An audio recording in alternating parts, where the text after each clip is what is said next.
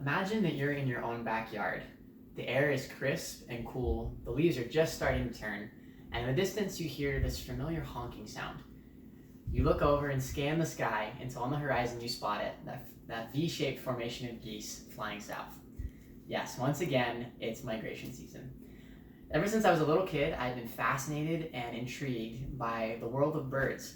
Rarely do you see such intricacy and detail in such a small creature. And so as I was growing up, I decided that I wanted to learn everything I could about them, and that ranged from study to up close observation to feeding the birds in the backyard, and at some point to inviting them into my house.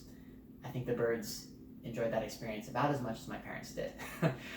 So today what I'm going to talk about is the migration of birds. Now, if you look out in the backyard, chances are that our little feathered friends took a more exotic vacation last year than you did. And while we usually go to escape the cold feeling or escape our homework and relax, their beach vacation has a little bit more to do with survival. So there are three main reasons that birds might migrate. The first is due to a changing temperature. When the temperature drops and we're missing our warm summer days, they're missing them too. So they're going to go south so they have a climate that's more hospitable to them. The second reason is a change in food supply.